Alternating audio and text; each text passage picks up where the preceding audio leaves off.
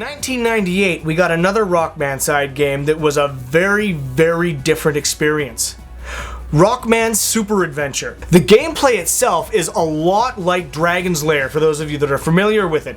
It's basically an interactive Rockman anime. At various points throughout the animated sequences, you'll see a little flash on one side of the screen or the other that indicates you should press a certain direction or the attack button. What's great is, unlike Dragon's Lair, if you didn't push the direction button or the attack button at the right time, all you got was a branch in the story. So instead of jumping over a ravine and fighting Gutsman on the other side, you'd fall into the ravine and you'd have to fight some minor enemies and continue your story from there. It's an amazing game with thousands of possible ways to go, lots of cool enemies, lots of endings. The combat for this game was first person and would give you a little set of crosshairs that you controlled with the D-pad, and then you had to shoot your weapons to try and take out the enemies that were coming at you. As always though, if you fought a boss and won, you could take their weapon and use it in further combat down the way. It was definitely a very different and unique form of Mega Man game, but very, very cool, and personally I thought it gave a lot of great storyline to the Mega Man series. Of course, no Mega Man series review would be complete without talking about the two arcade titles, Rockman the Power Battle and Rockman the Power Fighters. Released in very limited quantities in North America, I was fortunate enough to get my hands on one of the arcade boards for Mega Man the Power Battle. I love this game. It's all boss fights.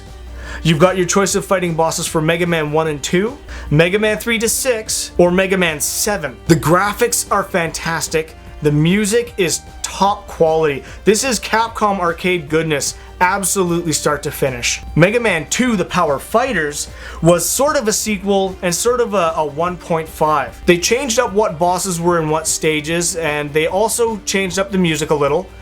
And they had more detailed ending sequences for each character, as well as adding Duo as a playable character. Again, they added a lot to the storyline with the ending sequences, especially for Bass, because this is where they hinted that Dr. Wily was the original creator of Zero for the X series. But of course, the X series is something we'll discuss another time. The NES wasn't the only home of 8-bit Mega Man games.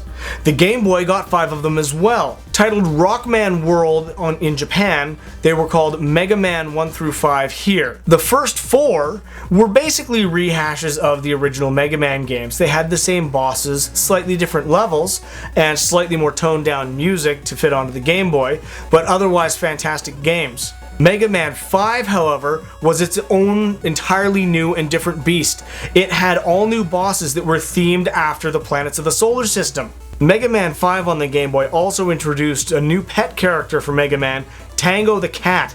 It was the only game that he showed up in, but he was very, very helpful to you throughout the course of that game. Released in 2006, Mega Man Powered Up, known as Rockman in Japan, was a reboot of the original Mega Man game. It was, for all intents and purposes, the original Mega Man, except that it had upgraded graphics in a super deformed chibi style. The graphics were also 3D rendered, but still played on a 2D plane. I really liked the graphical reboot they did here, and I thought it was a fantastic game. But to make things a little more interesting for longtime series players, they introduced 2 new bosses and also gave us a level editor. That's right, you can create your own levels and upload them via the PSP's wireless network, download other people's levels, and try to play through them. Definitely an awesome little bonus feature for the Mega Man fans out there. Very, very cool. Now, I know a lot of people these days would love to play through the classic series again, but to be honest, trying to get the NES incarnations, especially on eBay or anywhere else, is quite expensive, but that's okay. All you have to do is try and find the Mega Man Anniversary Collection. It came out on the GameCube, the PS2, and the Xbox. And your PS3, 360, or Nintendo Wii should be able to play these. You can also download parts 1 to 3 on the Virtual Console for the Nintendo Wii. So, on top of all of the games that I've collected over the years, there were a few other bits and pieces I wanted to show you as well. First of all, a very, very big thank you to my good friend Splatter Trigger for sending me both the t-shirt I'm wearing now,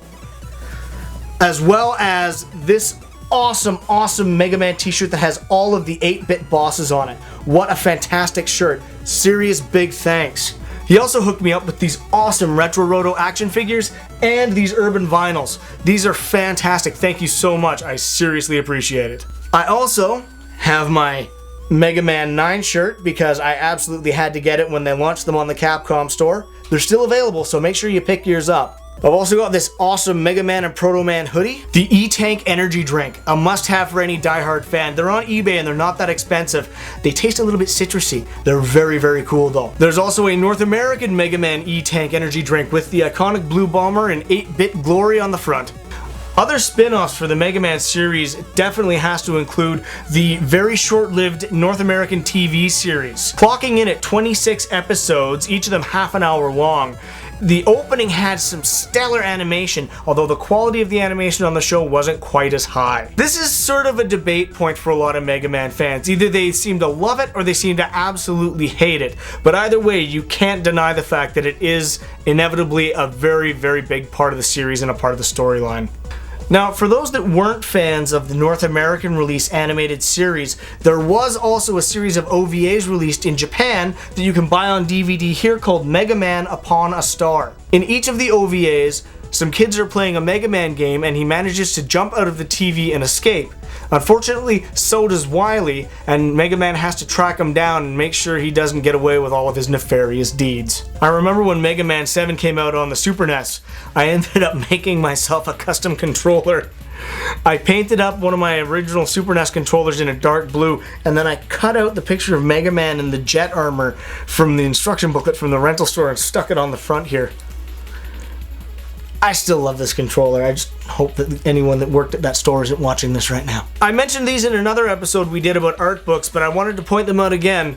The Mega Man Official Complete Works and the R20 art books. Absolutely must-haves for diehard Mega Man fans. They have every scrap of classic series artwork you could ever want, and the North American release has English translations of all of Inafune's notes as well as little bits of information from the rest of the design teams. Very, very awesome things to have. Another little fun piece of memorabilia. The remote-controlled rush car from Rockman Battle and Chase. I picked this up on my very first trip to Japan. I found it, of all places, in a little grocery store's toy section. I think I paid like 50 bucks for it, but I love this thing. It's just a ton of fun to zip it around the house and dodge around furniture, and also just to have as part of the collection. Now, I know I showed these in the very first Mega Man special, but I figure I'll show them again because they are technically part of the collection. I actually have Mega Man tattoos. I've got Mega Man and Marvin the Martian on this shoulder, back to back with their guns blazing.